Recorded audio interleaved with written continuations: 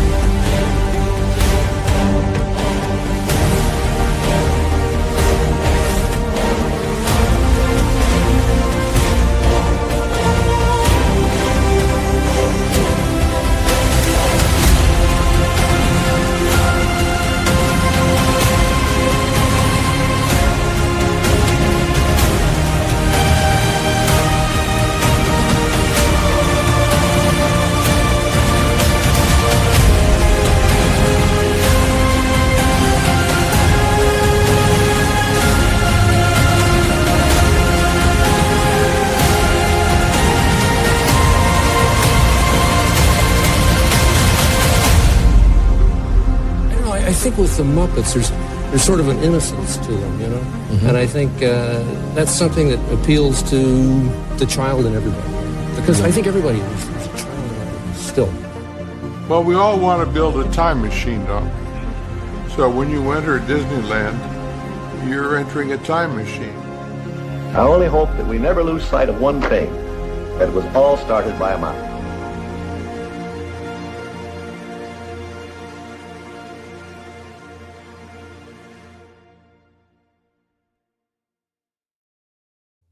Hey, everybody, we made it. Episode 5. Hard to believe we've gone through this 5 times already, but it becomes, feels a little bit like a Tuesday tradition now. So settle in, enjoy the show. Hope you enjoy this little romp through attraction history.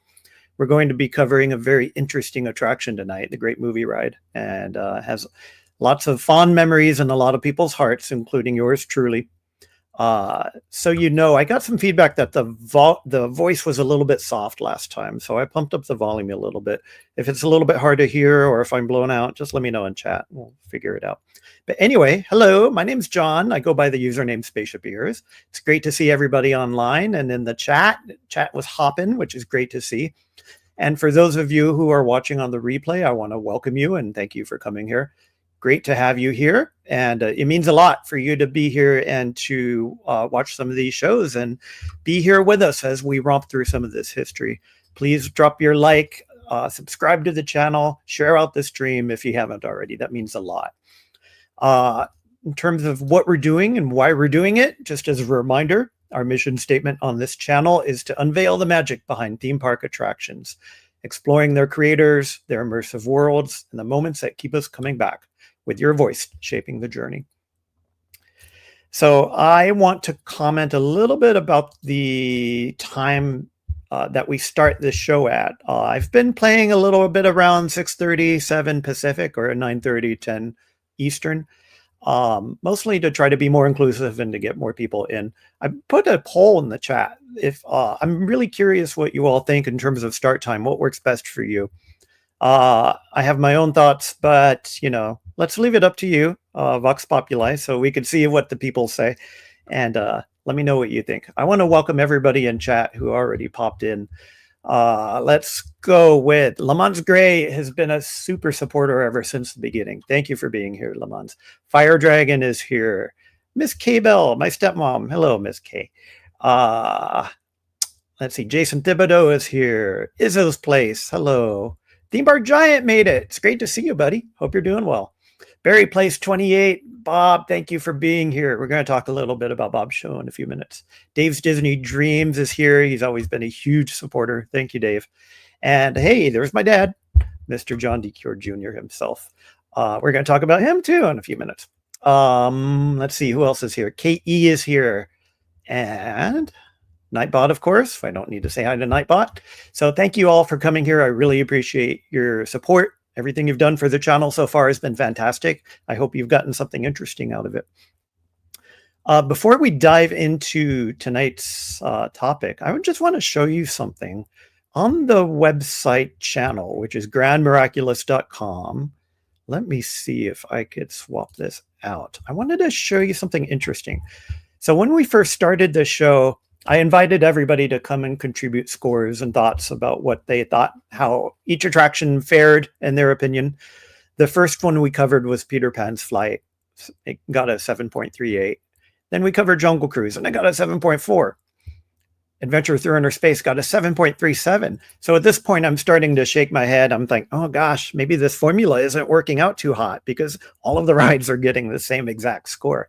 Well, my mind was set a little bit to ease, although maybe not in the best reason. Matterhorn, 6.22. So there's definitely a delta seen there, same amount of votes. So please keep contributing your scores, your thoughts. At the end of all this, we'll take a look at this methodology and see if it means a hill of beans or not. And maybe it does, maybe it doesn't. But your voice is so critical, and I'm so grateful that you're here. So let's talk a little bit about our attraction tonight. Oh, before I do, I want to have a breaking announcement. Bob, Barry Place 28 is in the chat, and I want to acknowledge their show on Monday. Every other Monday, they have a show called Park Streamers Hangout.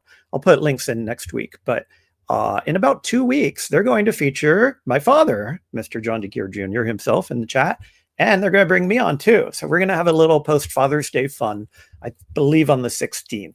So we may not have a show that week. I'm not sure, but I'll talk more about it next week. Anyway, I want to thank Bob for his graciousness, and hopefully we can get into some of the more details, especially in the attractions that Dad worked on. And so I encourage you to come to that show and bring your questions and support Bob and Cordy and Danny and all those great folks. So thank you for that. Let's talk about tonight a little bit. We're going to talk about the Great Movie Ride, which is a beloved attraction for many people. And as always, I start off with a trivia question. So tonight's trivia has to do with the final montage sequence in the Great Movie Ride. Some of you may remember that the attraction ended in a movie theater, and they showed about a 3 to 4 minute montage of favorite movies throughout the years. This montage actually featured films from many different studios, which is interesting considering that you're in the middle of Disney. But there was one there was one film studio that was left out of that montage. Which one do you think was not featured in that montage? And we'll answer the question as we go through the course of the talk tonight. I also want to encourage you to share your memories of this great attraction. It was closed a number of years ago, but I'm very grateful for those of you who come into chat and share your thoughts of it. In particular, I want to tip my hat to Josh of Resort TV 1. He actually has some amazing footage of the Great Movie Ride that I put into our walkthrough attraction walkthrough channel playlist that Nightbot will drop into chat. And he actually got a chance to record both versions of the show. As we'll talk about, there's a gangster version of the ride through and there's a Western version of the ride through. And he did an immaculate job recording both of this. And this was long back, like 7-8 years ago. So it's nice to be able to talk about an attraction that he actually put the time in to record. And I'm grateful for all of you who do that. I just saw Casey and Pete just recorded Muppet Vision. So it's great to have these attractions permanently recorded for the record, and it's great to see. I would encourage you to go to the website, go to grandmiraculous.com. No Grand and Miraculous. Again, I didn't own that domain name, but if you go to Grand Miraculous with no and, you can use the entry code tonight, which is WZRD, stands for wizard. So go ahead and punch in that code and you can contribute your thoughts on how the Great Movie Ride fares. And we can compare those scores next week. So let me pop back into chat. See if I missed anybody who popped in. I don't think so. All right. So let us talk about the Great Movie Ride a little bit. I shall share the right screen. Maybe. And let's do this. Oh, we don't need that banner. Okay. Episode 5. Here we go. It's hard to believe we're at episode 5 already. And we're exiting Disneyland a little bit. We've talked for 4 episodes about famous Disneyland attractions, and we will continue to cover many more attractions in Disneyland. It's kind of the center of gravity there. But I do want to escape Disneyland for a short time and talk about some major attractions outside of Disneyland and in other parks. Great Movie Ride is basically the cornerstone of the Disney MGM studios, and it has many, many fond feelings and many fans and many folks like you. And we're going to talk a little bit about it throughout the course of the night. Just as a quick recap for those of you new to the show, I realize that evaluating attractions is extremely subjective. It's very hard to say, well, this attraction was so-and-so. So I'm putting it out there that I assert that there are 3 core pillars for evaluating an attraction. There's immersion. How well do you feel immersed in the environment of the attraction? There's storytelling. What kind of story is actually being told? Is it a compelling story? And delight. At the end of the day, if these attractions are not fun, then we won't really have a good way of taking something away from the experience. That's critical. So we could nail the first 2, but if it's not a fun attraction, at the end of the day, it doesn't really matter. I'm visually representing these, as you've seen, via radar plots. So you can see that on the website, grandmiraculous.com. And again, this is not a monologue. Although it seems like me just up here ranting for an hour, this is a dialogue. So I'd encourage you to come into chat, go to the website, contribute your thought, and we can evaluate these attractions together and try to dissect them and see if we can understand what makes them work. So just as a reminder, this is a labor of love, not really monetizing this or anything. So if you like what we're doing here, please go and support worthy charities. For example, I love the Lake Buena Vista Historical Society. Their whole purpose is to preserve experiences like these. So I'd encourage you to support them on Instagram, Facebook, and so forth. They have a great show called Retro Magic every year.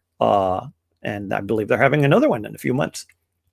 So please go support them or a similar charity.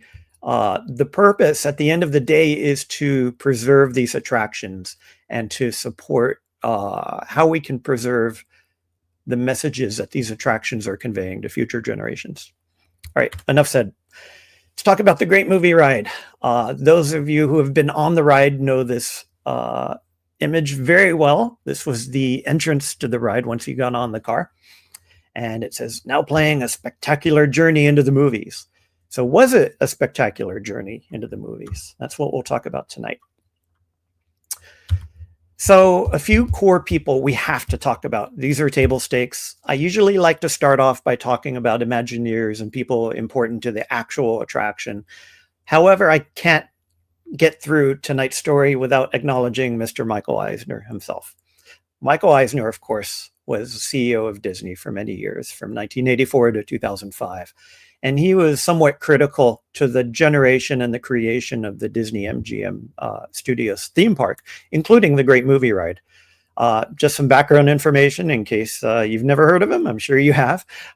He was born in 1942 in New York. He graduated from Denison University with a degree in English literature and theater. He started in TV and he worked at NBC, later moving to CBS, where he managed ad placements in children's programming.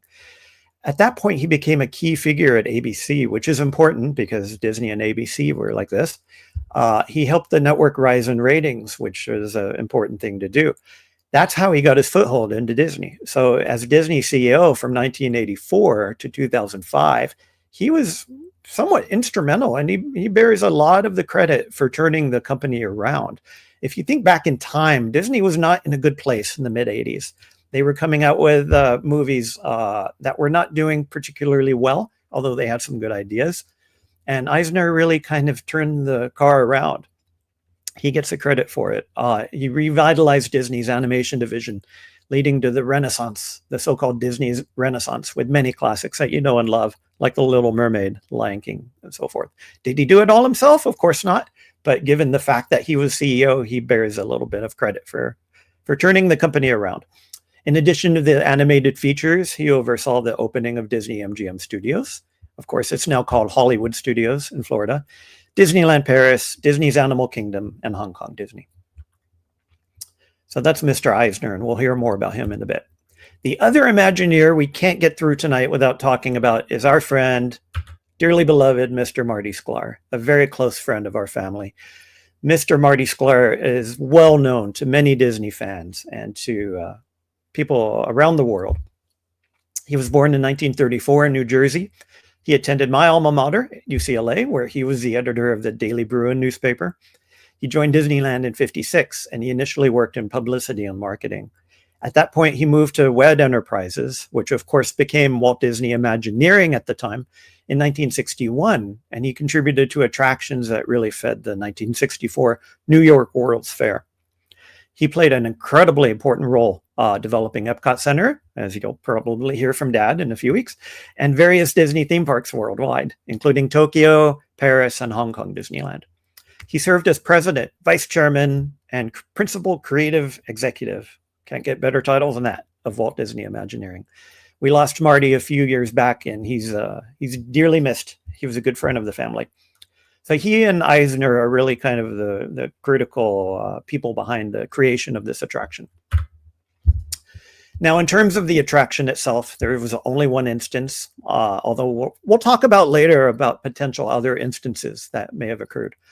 But the one instance that we know of was at Disney MGM Studios, now Hollywood Studios. It opened in 1989, the actual same day that the theme park itself opened. And believe it or not, it was one of only 2 rides that were open at park opening. The other ride that was open during that day was a backstage studio tour.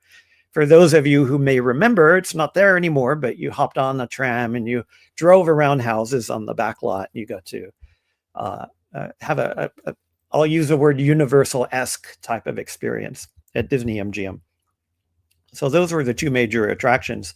It ended up being refurbished in 2015 with a new sponsorship by Turner Classic Movies. We'll talk about that more in a little bit.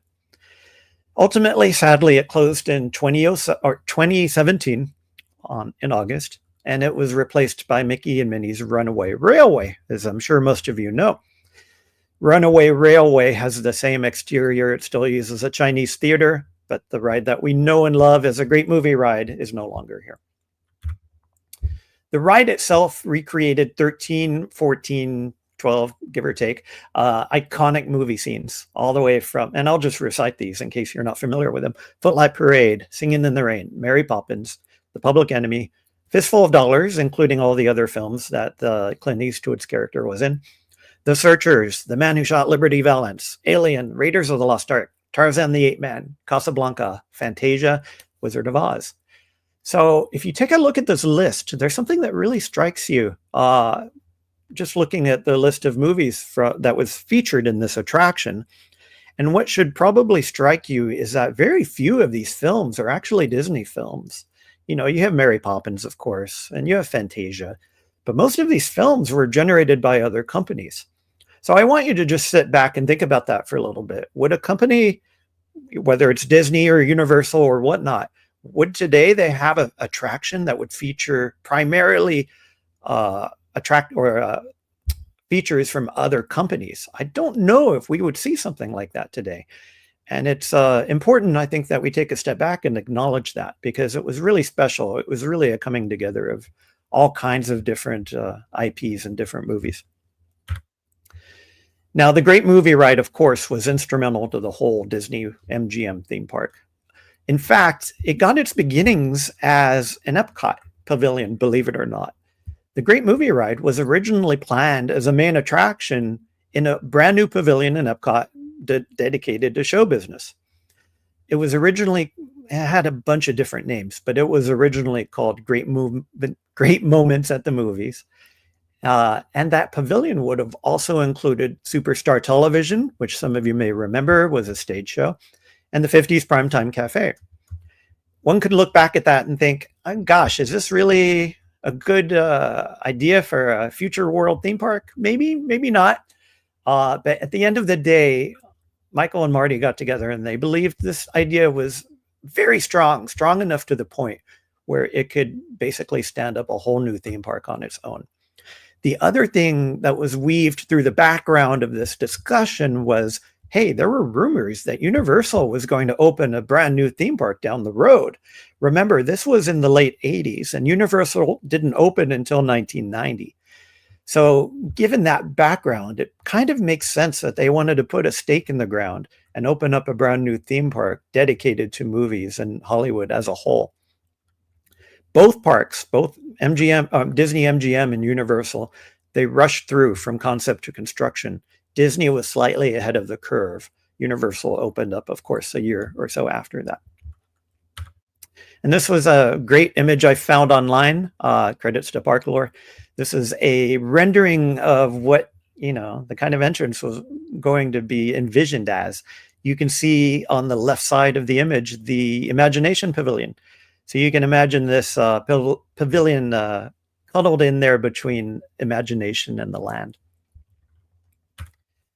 Well, Eisner ended up being very, very shrewd. He struck the equivalent of gold with his negotiations with MGM. So in '85, Disney and MGM entered into a licensing agreement.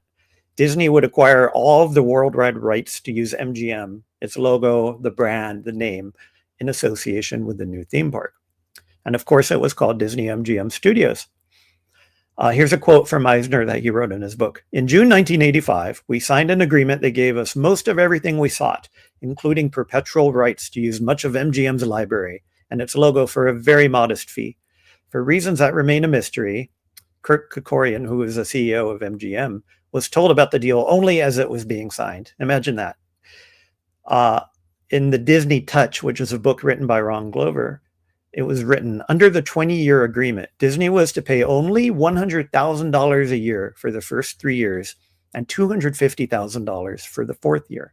The annual fee would increase by $50,000 every year thereafter with an eventual cap of $1 million. I feel like I need to do this. Yeah, Austin Powers thing. $1 million for the yearly fee. Well, even back then, that was a very low price for Disney to pay, especially for the rights to a monumental brand like MGM. So for Eisner to be able to pull this off was really, really impressive. In fact, I believe it led to some angst over on the MGM side. But anyway, it is what it is. They ended up creating a killer deal with MGM, and we all benefited from it by having the Disney MGM Studios theme park. Here's a rendering of what the theme park originally looked like. You'll see lots of these online, and you can see the Universal-esque tram going through the soundstage. Through the set. Now, the Great Movie Ride itself had a pretty unlikely sponsor. It was originally conceptualized as an attraction called Great Moments at the Movies, presented by Sears, of all places. Sears Roebuck and Company, which of course was a big name in the 80s. Well, Disney and Sears announced a 10-year joint marketing and licensing agreement on November 19th, 87. This was a few years ahead of the theme park opening. However, those plans were scrapped just before the park opened. Coca-Cola, who of course had a very strong relationship with Disney, they stepped in as the attraction sponsor, and it became the Great Movie Ride after that point, sponsored by Coca-Cola.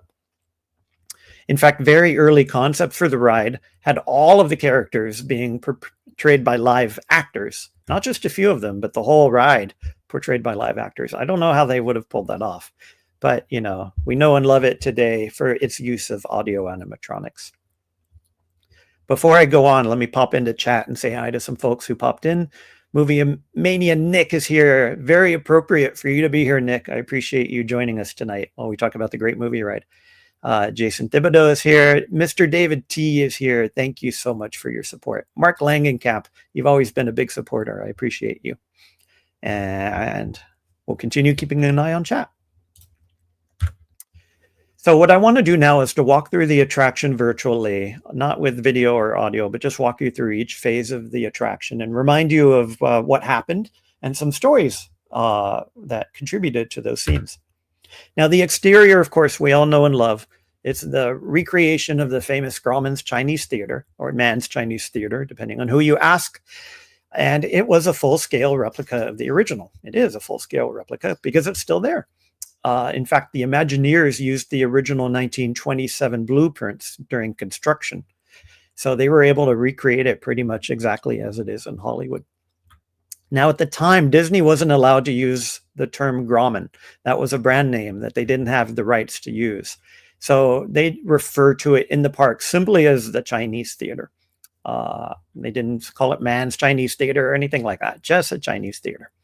But of course, most of us in Hollywood know it well as Grauman's Chinese Theater. Now, what they did, of course, in front of the theater too, was that they had handprints in cement by the famous actors, all kinds of folks, from Alan Alda to George Lucas and so forth. Those handprints remain there to this day, although they stopped adding new ones in 1999. Here's a picture, of course, of the attraction as we knew and love it. Of course, it still looks like that today, minus the great movie ride and with some runaway railway theming. But they did such an amazing job with the implementation of this replica. It's just gorgeous. Here's a few pictures of the handprints in front. You see George Lucas signed "May the Force Be With You," 1989.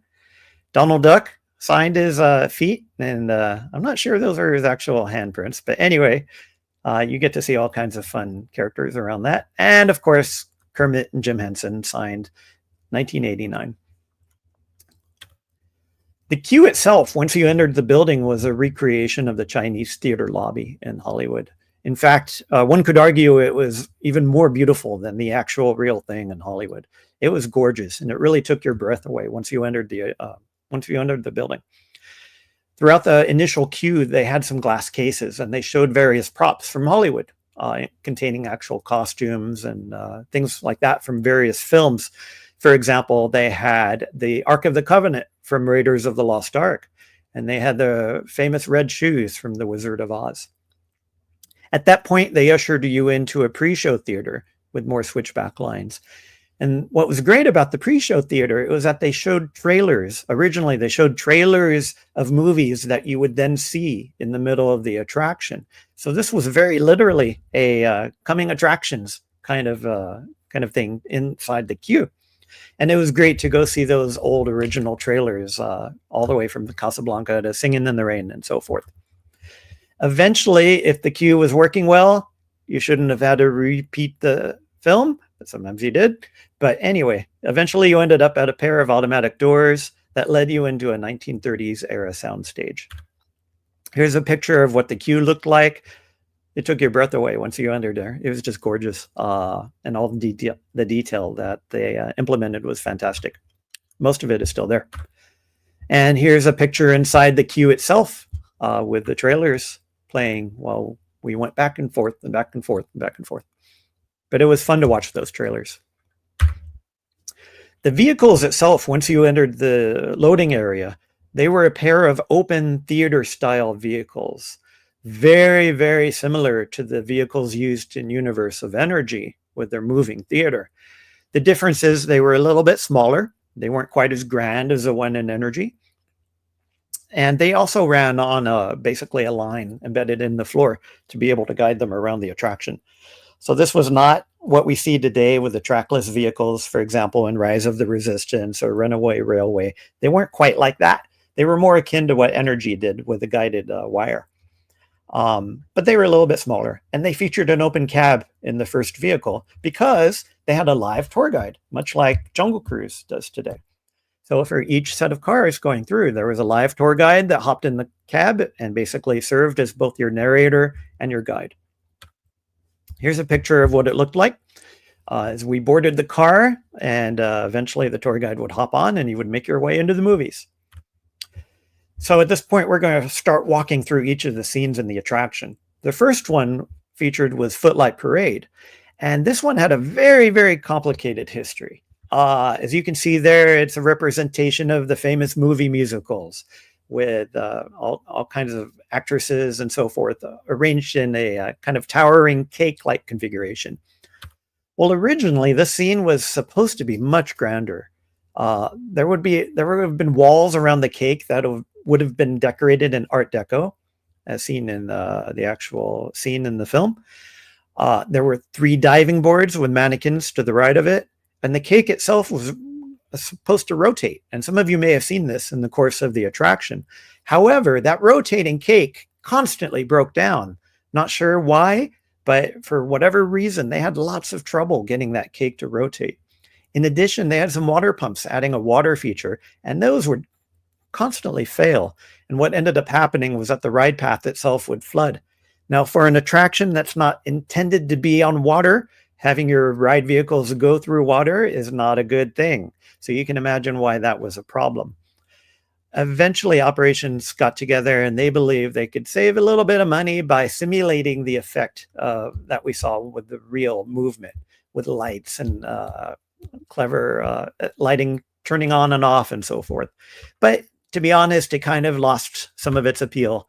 And so this is what you see today, or not today, but that's what you saw for most of the life of the attraction, is the actress is just still there and with moving lights kind of simulating the effect. After that, we met Mr. Gene Kelly himself in Singing in the Rain, singing his famous song from the movie. Now, what's interesting to note is that Imagineers actually met Gene Kelly during the course of creating the attraction. And they actually showed him the actual audio animatronic. And when he saw it, Gene Kelly immediately signed off. So he loved it. So it got its imprimatur from Gene Kelly. What's also interesting is that the lamppost itself was engineered to very slightly sway, mimicking his movements in the film. Now, during the ride's first few months, Imagineers thought it would be fun for him to actually have the umbrella open and it would splash some rain onto guests. Well, maybe some guests didn't like that as much, because eventually it was just a closed umbrella after that point. And you saw Gene Kelly on the lamppost, essentially just singing his heart out. After that, we met Mary Poppins, continuing the musical theme. So this was one of the few Disney features that was actually featured in the attraction. So, of course, we saw Mary Poppins and Dick Van Dyke's character singing Chim Chim Cheree. Now, after the Great Movie Ride closed down, the animatronic itself that we just saw actually went to Dick Van Dyke, and it belongs to him to this day. He's been in a few online YouTube videos, as you can see here, and he shows off his doppelganger, which is a lot of fun. And some may not know, but the carousel horse from Mary Poppins itself was also displayed in the queue area of the ride. So that was also a nice little connection between the queue and the actual attraction. After that, we entered the gangster area, and we turned a corner, and we met Mr. James Cagney himself from a scene from The Public Enemy. And what was great about this scene is that it really evoked the gangster movies of the 20s and 30s. This was one of 2 stopping locations for a scene. And what would happen was, if you're not familiar with the attraction, there was a part of the ride where your tour guide would actually get kidnapped. There would be a live actor from either the gangster scene or the Western scene that would come out of the side, make a big hubbub, and eventually he would tell the tour guide to get out of the car. The tour guide would physically leave the car, and this other character would enter the vehicle, and it would take over the vehicle. This was pretty unheard of at the time, for a whole character from the attraction to physically come in and take over your car.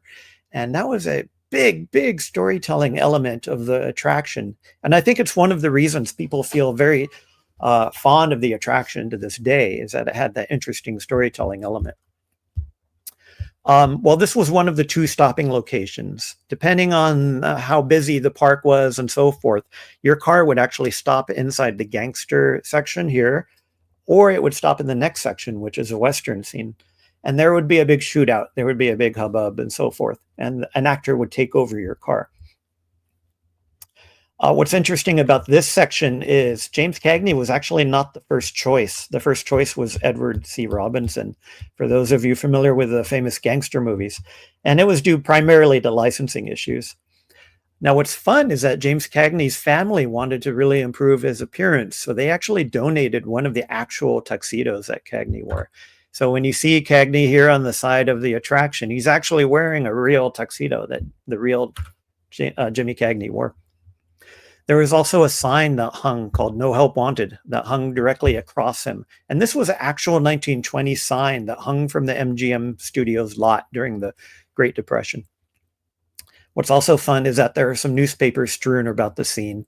And these newspapers were actual copies of the headlines from the local Florida newspaper, the Orlando Sentinel. What's also fun is that a lot of the gangsters that you saw, not the real actors, but the animatronic gangsters, they were essentially recycled Pirates of the Caribbean characters. So if you look closely, they had a little bit of a pirate theme to them. After that point, we entered the Western era. We first meet Clint Eastwood, Man Without a Name, and of course, John Wayne is around the corner on his horse.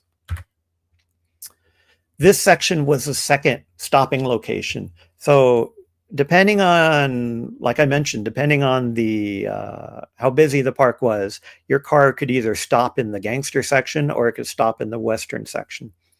If it happened to stop in the Western section, well, a cowboy would come out and take over your car. Not cowboy, but a villain, I should say. In this area, there was a right side. There was a sign that said "Ransom Stoddard, Attorney at Law," upstairs. This is actually a reference to a famous Jimmy Stewart movie called "The Man Who Shot Liberty Valance" in 1962. Interestingly enough, it's one of the few films where John Wayne actually used the word pilgrim. So even though he said the word pilgrim, it's nice to have that reference to the movie on the right side of the attraction. Cat Ballou was originally going to be included in the scene, but issues arose with that film with Lee Marvin. So what they did was that they put Clint Eastwood in instead, and he represented the three films that the man with no name was Finn. There was also a sheriff up on the balcony, and believe it or not, rumor has it that was a repurposed Thomas Jefferson from the Hall of Presidents. So there you go. 2 Thomas Jeffersons in Disney World. Now, originally, the scene was much darker and grittier. In fact, the tour guide would actually be shot with, of course, a fake gun, but the tour guide would have a pull-away patch revealing a bloody shirt. This was scrapped because, as you can imagine, going through Disney, kids don't necessarily want to see real effects like that happening to people. So they toned it down a little bit and simply had the tour guide captured. Also because it happened to require some stunt work that the actors, especially the tour guides, weren't ready for. Before I move on, let me pop into chat. Miss Monorail Molly is here. Thank you for being here, Miss Jen. I appreciate everything you do. And we'll continue to say hi to folks. Good to see some interesting chat going on. This was a rendering of what the car looked like going through the actual Western gangster scene. I'm sorry, the gangster scene first, and then the Western scene. Now, John Wayne's character is interesting in and of itself. When the ride first opened, the John Wayne animatronic had a belt buckle that the actor actually wore in films like Red River. However, unfortunately, this is why we can't have nice things, someone stole it. So what Disney had to do is that they had to actually replicate this famous belt buckle, which is unfortunate. So depending on when you went on the attraction, you may have seen the real belt buckle or not. Another piece of history was they put a right-hand band given to him for good luck when he visited Vietnam. So that was on the right hand of his animatronic. Now, interestingly enough, the actor who impersonated his voice was Doug McClure, and he got to meet John Wayne when he was still alive. And John Wayne approved of his actual voice, not necessarily for the attraction, but for the way in which he replicated John Wayne's voice. So despite the fact that it's not really John Wayne's voice, it's pretty close to the real thing, and it has John Wayne's approval. Now, at this point, we enter science fiction, and the mood darkens considerably. We turn a corner, and suddenly we're in the Nostromo, inside Alien.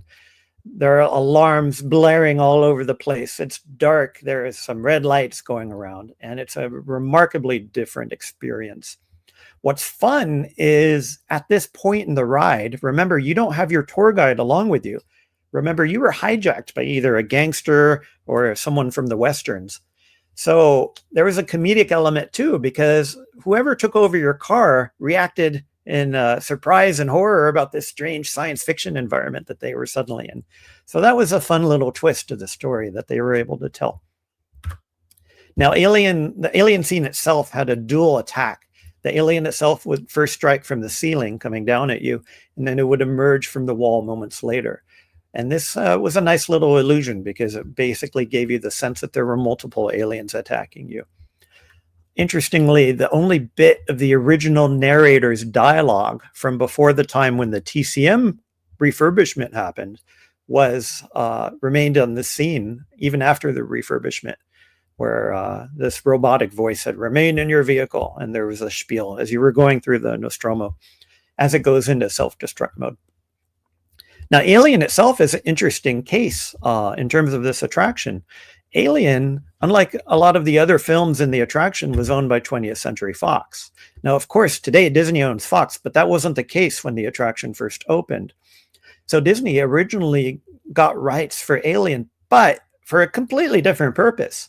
They were going to create an attraction in Tomorrowland dedicated to the Alien franchise. And this is an attraction later to become Alien Encounter.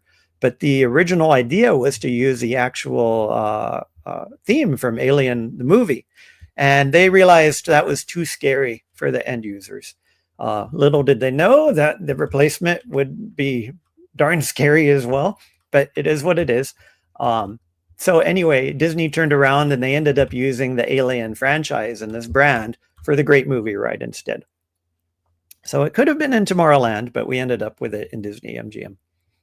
Of course, now it's somewhat moot because Disney ended up buying Fox. So if they had created it today, it would be a different story. After that, we turn a corner and we enter the famous Raiders of the Lost Ark scene. We go by Indy and Salah lifting the Ark up. And then we enter an interesting chamber with a staircase and some kind of a fancy jewel on top. At this point, the other big switcheroo of the ride happened, where whoever took over your vehicle got greedy and wanted to grab that jewel. So they darted up the staircase. They put their hands on the jewel. There was a special effect. This person turned into a skeleton and your tour guide appeared from the side like magic. So that was a fun little coda to the fact that your vehicle was taken over by a hijacker. I already talked about the glowing gem. Ignoring the warning, he grabs the gem and he's reduced to bones. The cloaked figure overseeing the scene reveals himself, and it's our tour guide. This was a fun scene. I remember going to this when I was very young, and I was pretty amazed at how they did the transition. Of course, now it's just not smoke and mirrors, but a lot of smoke, and they ended up doing a pretty good job with this transition. After that point, we ended up turning a corner, and we ended up going through some zombies to represent other generic horror movies. But then we entered the jungle, and we entered the world of Tarzan. So this scene recreates the jungle setting from Tarzan, the Ape Man in 1932. This was a first in a long-running series of films from the early to mid 20th century. Among the dense foliage, there were audio animatronic figures that really brought it to life, including Tarzan swinging around on a vine. There was Jane on top of an elephant, and Cheetah the chimpanzee. What's interesting is that actress Maureen O'Sullivan, who played Jane in the 1930s Tarzan movies, actually got her photo taken with her animatronic doppelganger riding the elephant. So that's fun. After that, we saw a scene with Casablanca. Now, Casablanca is really interesting from a Disney fan's point of view. And the reason why is it's time to dispel some rumors. Okay, there's a rumor going around for years and years and years and years that the plane that you see in this scene was actually the real Casablanca plane. I'll get to that in a second. What's interesting here is that the animatronic in the scene is a lot taller than the actor was in real life. Also, the dialogue from the final scene in Casablanca was not present in the ride. That was due to her family's not giving permission. However, there's an interesting twist here. her grandchildren ended up loving the ride so much that they came back to the ride constantly as a way of virtually visiting their grandmother, which is a nice sentiment. Now, I mentioned the plane. It's a Lockheed Model 12 Electra Junior plane, and it's claimed by many people to be the original plane in Casablanca. However, this, unfortunately, is an urban legend. It's not true. No full-size plane, in fact, was ever used in Casablanca's production, so we can dispel that right away. However, there is some fun history of this plane. They ended up taking the back half of the plane and transplanting it over into Jungle Cruise in the Magic Kingdom. And it's actually referenced in the queue's radio loop. As you go through the Jungle Cruise queue, you get to hear a little bit by Albert Awal, who we talked about during the Jungle Cruise episode. And it pertains to his sponsors, quote unquote, Aero Casablanca. So it's a nice little tie-in to what they did with the plane from the Casablanca scene. We turn a corner and we see a dedication to Fantasia. Essentially, it's not much more than a screen showing scenes from the famous Sorcerer's Apprentice scene of Fantasia. However, this section had a very interesting history that I'll get to in a second. Originally, this was not part of the plans for the attraction. In fact, they originally wanted the attraction to end on a much grander note involving the Wizard of Oz. During this particular part of the show, riders would be swept away by the famous tornado to Munchkinland. They had to make some layout adjustments, and they had some other licensing issues that I'll get to. But they ended up adding this Fantasia section to accommodate that. Now, ironically enough, if you ride Runaway Railway today, in this exact spot, you'll see a tornado with Mickey and Minnie inside it spinning around. So that's a nice little twist of history. What was originally supposed to be a tornado taking you to Oz is now a tornado in the Runaway Railway attraction. And we'll talk about that attraction another time. And of course, we enter Munchkinland. This is probably the scene that many people think about the most when they think about this attraction.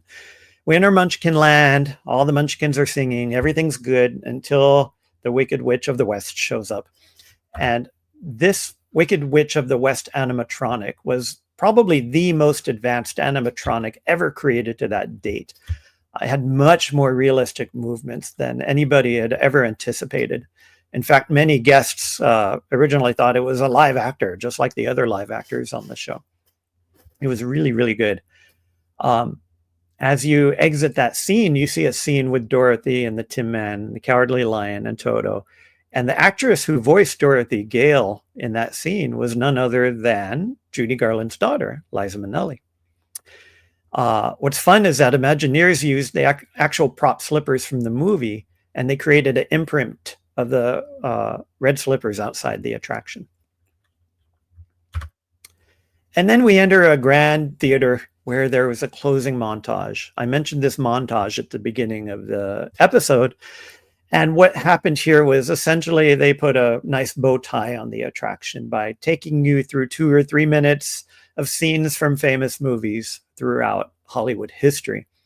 Now, what's really interesting about this montage is it comprised features from a whole wide range of different film studios, which is, unique in and of itself, given that it's in a Disney theme park.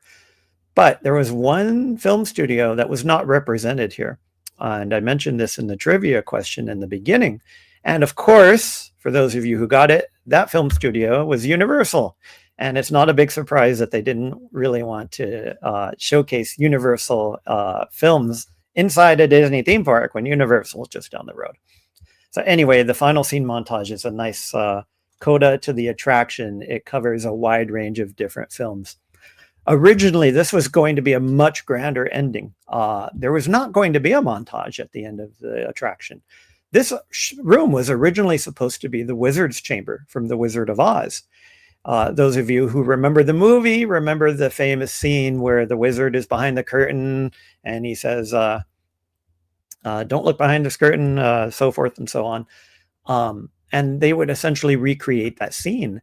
As they open up the curtain, it would be revealed as the person who hijacked your ride. So that person would come back again.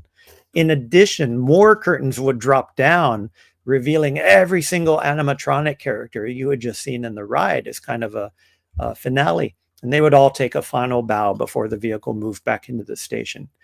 So you can imagine every single animatronic being duplicated for this grand finale. Unfortunately, there was a licensing issue that happened that prevented this grand finale from happening. Ted Turner allowed only a few moments of time to use scenes and audio, especially from The Wizard of Oz. So they were bound to the time that they had in the actual Wizard of Oz scene, and they weren't allowed to overstep that. So that's one reason why they had to remove the grand finale that they had in mind, and they replaced it with this montage. However, the montage is fantastic. They did a great job. It was designed by Chuck Workman, and Chuck actually did every single film montage for the Oscars from 1990 to 2010. So there was 20 years of experience behind this amazingly talented guy who created this montage. And I already captured the fact that it didn't have Universal featured. Now, this is a fantastic map. I got to take my hat off to a website called Park Lore. Please go to their website, check them out. They have all kinds of wonderful attraction maps here, and you can see an overview of what the attraction actually looked like. Once you entered the Chinese theater on the right side, you kind of got a sense of how twisted and journey the actual attraction is, but they packed it in pretty well. Now, what's fun about this is that we can also see how Runaway Railway used the exact same building. And you can see initially the actual path of the track is pretty darn close to the Great Movie Ride. At about the point in the Great Movie Ride where you hit the alien scene in the upper left, this is about the point where it diverges in Runaway Railway, and it follows a different track.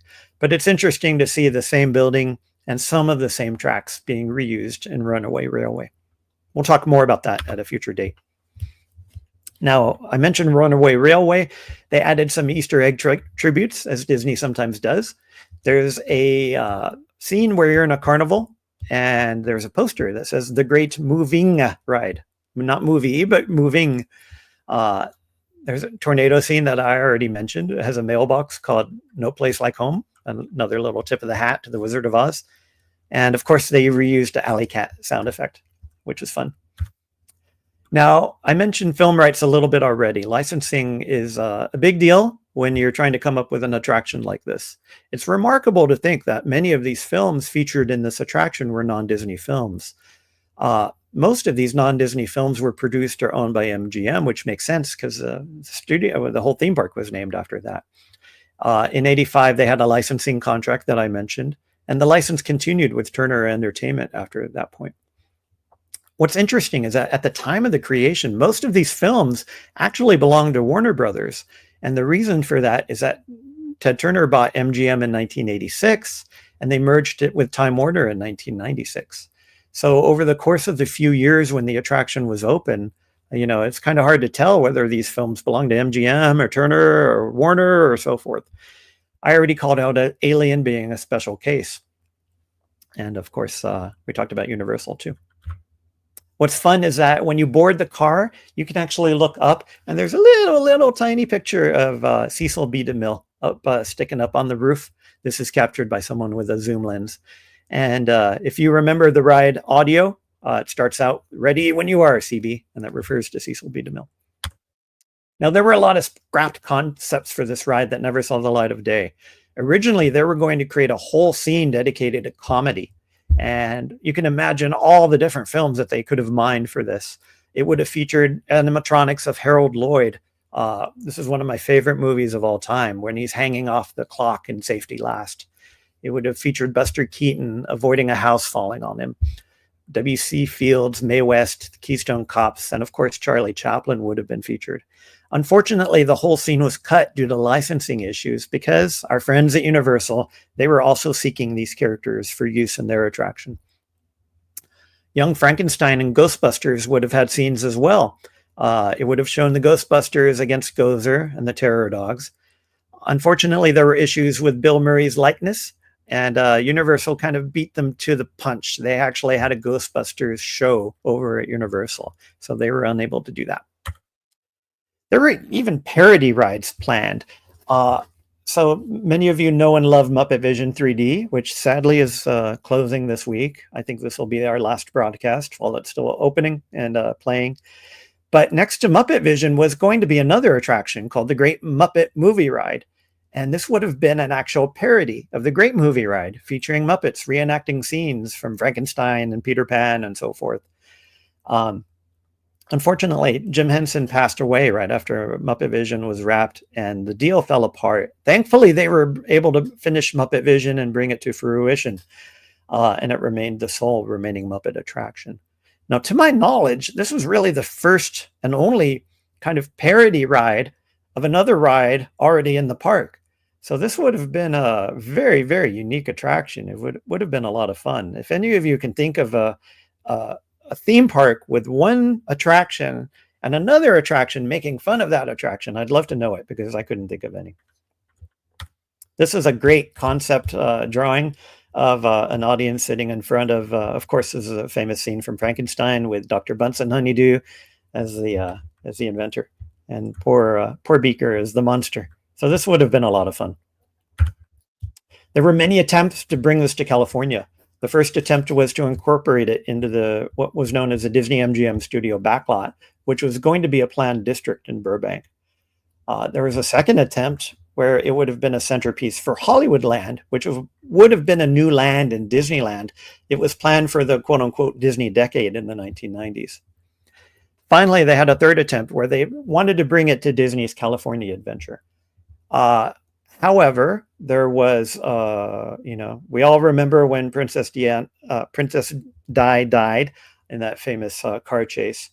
And they ended up changing some of the attractions in California Adventure because of that. Originally, they were going to have a high-speed chase through Hollywood, which, of course, at the time would have been seen as disrespectful.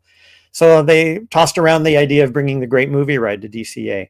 However, there were budget cuts, and they ended up forcing spending on smaller and less expensive attractions, like another attraction that we'll talk about later. In fact, it was also planned for the Disney MGM studios in Europe, which actually fell through because of financial issues. As most of you know, Euro Disney had a very hard time getting up off the ground in Europe. And so they ended up scaling way back their plans for the studios over in Paris. What's interesting is that it would have had the recreation of the famous fight in Empire Strikes Back with Luke and Darth Vader. In 2005, there was a big refurbishment happened. There was a programming deal and strategic partnership between Disney and Turner Classic Movies. Essentially, Disney would agree for some of their properties to be shown on TCM, and in exchange, TCM became the sponsor of the attraction. So they had a big refurbishment in 2015 with a new pre-show hosted by Robert Osborne, who of course was a well-known host on the TV channel. Now, the narration was a little bit odd because you would have this pre-recorded narration, and you would also have a tour guide guiding you along the ride. And it was odd hearing some words from Osborne, some words from the tour guide, and I don't think it ever quite worked out. It opened in 2015, and of course, it closed forever on August 13th, 2017. This was actually the same day that Universe of Energy closed, which is ironic because they both ended up using the same vehicle technology, basically the moving theater cars. And we all know it's replaced by Mickey and Minnie on March 4th, 2020. So let's talk a little bit about whether it works or not, going through our standard methodology. I'm going to talk about immersion, storytelling, and delight. First one is immersion. I give it an 8 out of 10. It excels at transporting guests into classic films. You really feel that the theming came across very well. Motion was smooth and deliberate. It felt like you're in a theater car. No problems vis-a-vis jerky motion or things like that. The transitions were, for the most part, seamless. Occasionally, there is a shift in style that was rather abrupt. For example, the Western scene to the inside of the Nostromo was rather abrupt. There were environmental effects like subtle temperature changes, simulated weather, things like that added an extra layer of realism.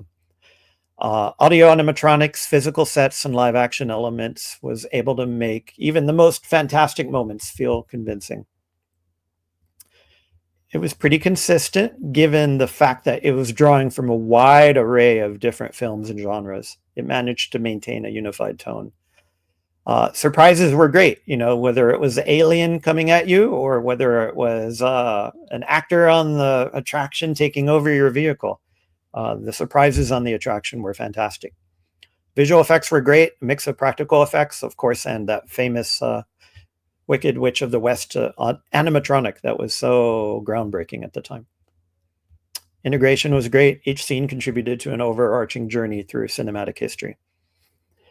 The queue area, even the queue area was immersive. You really felt like you were inside the Chinese theater if you had ever been to the real one. So storytelling, also given an 8. Very cohesive narrative. It effectively stitches together what are kind of very diverse series of vignettes that collectively celebrate what movies are all about. Role assignment works very well. Very clearly defined roles. You have the tour guide, who of course serves as the linchpin of the ride, who gets replaced midway through and then re-replaced. Visual storytelling is fantastic. Very meticulously designed sets, lifelike audio animatronics. It really brought classic film moments back to life. The underlying message is a celebration of Hollywood's golden age and the transformative power of movies. This message is very consistent throughout and is reinforced in every scene. And even before boarding the ride, the queue is fantastic and it contributes to the message being told. Now, despite the diversity of film genres, like I mentioned, the thematic focus is very clear and very consistent. So it tells a good story, and what really sells it is kind of the switch of the tour guide and the actor midway through. And you'll notice a common theme, delight, also an 8. Very, very fun and delightful attraction. There's immediate visual impact. The ride taps into something deep inside all of us, which is a deep love for classic films. It evokes nostalgia and a heartfelt connection for all of these films that we know and love. Each scene is designed to heighten excitement, whether it's through Alien or Raiders of the Lost Ark or what have you. And has lots of memorable features as well. At the time, it was a very unique blend of film history, storytelling, and immersive technology. If they had done it today, it probably would have landed a little differently. But at the time, it was very original. Lots of replayability, too. The fact that you had live human beings guiding the ride, like Jungle Cruise, gives it an aspect of replayability to allow you to re-experience the ride and ride it again. Very accessible. Kids, families, film buffs, everybody could enjoy themselves on this ride. And it was open to everybody. And it was a healthy ride length, too. In a world where we have 2 or 3 minute attractions, having a ride for over 20 minutes that was compelling, kept you awake, and made you appreciate it. It strikes a very solid balance. So 8s across the board here. Not very creative in terms of numbers, and of course that ends up to an overall 8. Very, very healthy score. I think this is the strongest score I've given to date on this show. You will see more higher scored attractions. I'm not going to say what they are, but you will see them. How would you think about it? How would you rate it? If you haven't already, please go to the website. Go to grandmiraculous.com. Again, the code is WIZARD, WZRD, and punch in what you think the attraction held for you on these 3 dimensions. It'll be interesting to see how the show or how the score happens next week. Good night, Nick. Thank you for being with us. So I already mentioned the trivia answer. At the end of the montage, it had a whole bunch of scenes from all kinds of different movies, except for Universal, for obvious reasons. Now, you may think, okay, John, we're at episode 5. What are we going to do for episode 6? Well, we just went through probably the most famous attraction dedicated to motion pictures and Hollywood. This was not the only attraction that went through Hollywood. There were other attractions that dared to experience Hollywood culture, pop culture, and all kinds of interesting aspects. And you're saying, John, really? Are we really going there? Yes, my friends. Next week, we're going to cover Superstar Limo, the infamous attraction in Disney's California Adventure. I thought it would be only appropriate that we talk about Superstar Limo on the attraction after we talked about the Great Movie Ride. Now, not every attraction we talk about on this show will be grand and miraculous, and you will find this out next week. But you'll find out. It'll be a lot of fun for those of us who have had a chance to go on this attraction for its extremely short lifespan. We'll enjoy some of the callbacks. And for those of you who have never been on it, well, you might want to bring your favorite stuffed animal to hold and scream at. Anyway, we're going to have a lot of fun. Next week, I'm going to keep the time zone or the time slot at 6:30. And hopefully we have a lot of fun with Superstar Limo next week. Thank you all for joining us. If you haven't already, hit that like, subscribe, share out the stream. I appreciate everybody in chat who came along and contributed their thoughts.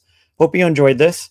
I'll end as I normally do with this excerpt from Spaceship Earth. Gather around the next great campfire. Let us seek and know and understand, a dream, a new book, a new instruction book to fly great Spaceship Earth through the uncharted seas of the future world. Walk into a dream that is your own. Find what truth is in your blood and beat a path from here to there. Your life is yours to own and be. The world is yours to shape and change. The stars are yours as just reward. Thank you, everybody, for being here, and I look forward to seeing you again next week. Thanks again for all the support.